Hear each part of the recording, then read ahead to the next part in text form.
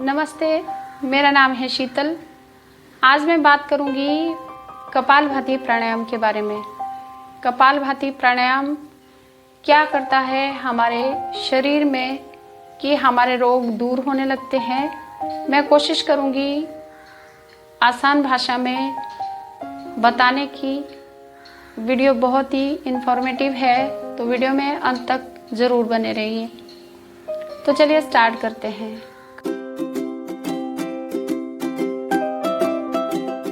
महर्षि पतंजलि ने कहा था, योगश्चित्त वृत्ति निरोध, अर्थात नियमित रूप से योग करने से हमारा मन पे नियंत्रण रहता है, और जब मन स्वस्थ रहता है तो हमारा पूरा शरीर स्वस्थ रह पाता है।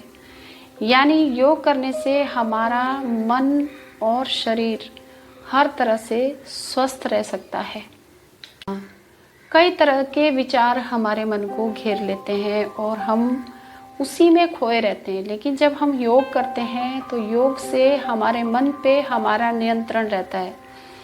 जब मन पे हमारा नियंत्रण रहता है तो हम इन सब चीज़ों पे काबू कर सकते हैं। अपने क्रोध पे हम कंट्रोल कर सकते हैं, अपने जो हमारे दुख हैं उन पे हम कंट्रोल कर सकते हैं। यानी हमारे शरीर पे, हमारे मन पे हमारा कंट्रोल हो जाता है योग करने से। तो योग करना बहुत ज़्यादा ज़रूरी है, और योग में प्राणायाम करना बहुत ज़्यादा ज़रूरी है। प्राणायाम करने से हमारे अंदर बहुत ज़्यादा परिवर्तन आता है। हमारे मन पे, हमारे दिमाग पे हमारा कंट्रोल रहता है। हम जो सोचते हैं उस पे हमारा कंट्रोल रहता है। हम विचार कर पाते हैं कि हम क्या सोच रहे हैं, क्या हम कर रहे हैं। हमें एनर्जी मिलती है भोजन से, भोजन के ऑक्सीकरण से। अगर ये भोजन पचेगा ही नहीं तो हमें एनर्जी मिलेगी ही नहीं।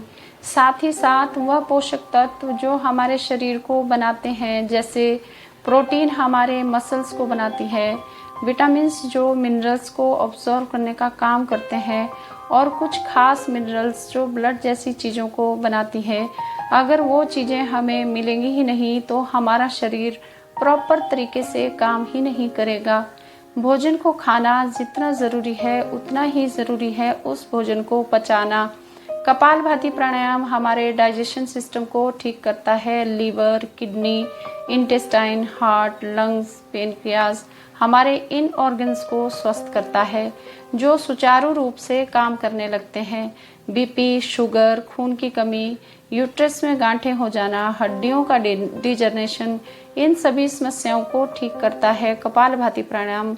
उसके साथ कुछ और प्राणायाम और कुछ आसन आपको बताऊंगी। कपालभाति प्राणायाम कैसे करते हैं मैं अभी करके बताऊंगी, और इसमें क्या क्या प्रिकॉशन है जो हमें ध्यान रखने पड़ेंगे। तो सबसे पहले आप सुखासन में बैठ जाइए। इस तरह से ये सुखासन है, या आप सिद्धासन में बैठ जाइए। सिद्धासन में भी बैठ के आप कपालभाति प्रैक्टिस कर सकते हैं, या आप चेयर पे बैठ के कर सकते हैं, या आप बैठ नहीं सकते, ज्यादा प्रॉब्लम है तो आप लेटे लेटे भी कपालभाति प्राणायाम कर सकते हैं। कपालभाति प्राणायाम जिनको बीपी हाई है, जिनको कोलेस्ट्रॉल है, उनको थोड़ा स्लो ही करना चाहिए। स्ट्रोक भी उनको मध्यम लगाना है, ज्यादा स्ट्रॉन्ग उनको स्ट्रोक नहीं लगाना है। मैं अभी करके बता देती हूँ। हाथों को मैंने वायु मुद्रा में रखा है। जिनको काफी वात के रोग रहते हैं, जिनको गैस बनती है, जिनको पेट के विकार हैं, और जिनको घुटने में दर्द रहता है, या वात संबंधी रोग हैं, वो ये वायु मुद्रा में अपने हाथों को रख सकते हैं।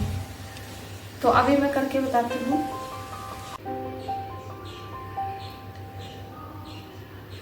श्वास को कपालभाति करते टाइम श्वास को बाहर फेंकना है फोर्स के साथ। जैसे हम छींक लेते हैं इसी तरह से कपालभाति करते टाइम हम अपने श्वास को बाहर फोर्स के साथ फेंके।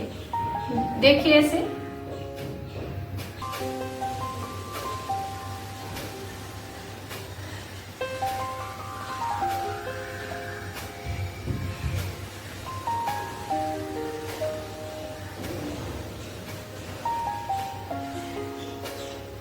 इस तरह से। अभी सभी को मध्यम गति से सभी कपालभाति प्राणायाम कर सकते हैं। स्ट्रोक भी इसमें पूरा लगाना है।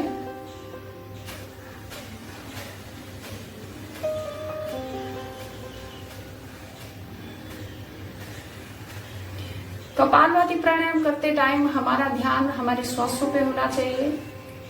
अपने श्वासों के ऊपर ध्यान को केंद्रित करके अपनी आंखें बंद कर लेंगे तो इसके काफी अच्छे रिजल्ट मिलते हैं।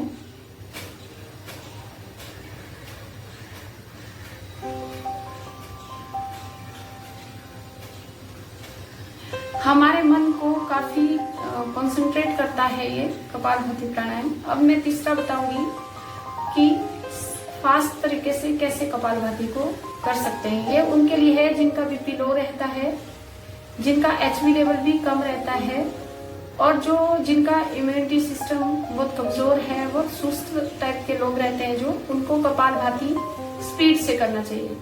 ध्यान उनको भी अपनी श्वासों पे ही केंद्रित करना चाहिए।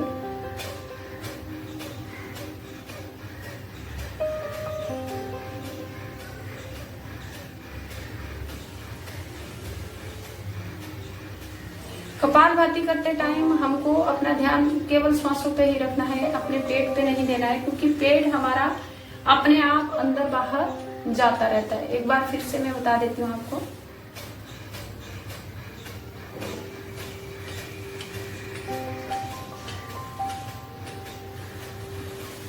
इस तरह से हमको कपालभाति प्राणायाम करना है।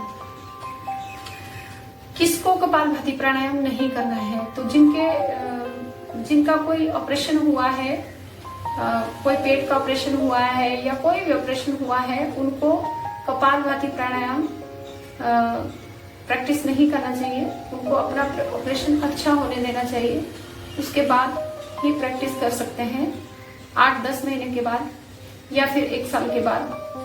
और गर्भवती महिलाओं को भी कपालभाति प्राणायाम नहीं करना चाहिए। जब महिलाओं के पीरियड्स के दिन होते हैं तो भी 5 दिन तक कपालभाति ना करें। योग प्राणायाम हमेशा बाहर खुली हवा में ही और साफ सुथरी जगह पर ही करना चाहिए। अगर घर में योग करें तो खिड़कियां वगैरह खोल दें ताकि फ्रेश हवा अंदर आ सके। निरंतर योग प्राणायाम करेंगे तो वात पित्त कफ का शमन होगा और अनेक रोगों से हमारा बचाव होगा। आई होप आपको आज का वीडियो बहुत पसंद आया होगा। वीडियो पसंद आया है तो लाइक कीजिए, शेयर कीजिए, सब्सक्राइब कीजिए अपने चैनल खिड़की को, बेल बटन भी प्रेस कीजिए। कमेंट्स करना बिल्कुल भी मत भूलिए दोस्तों। आपके कमेंट्स मुझे मोटिवेशन देंगे इसी तरह के नए इंफॉर्मेटिव वीडियो लाने के लिए। इसी के साथ खुश रहिए, स्वस्थ रहिए, मस्त रहिए। जय हिंद दोस्तों।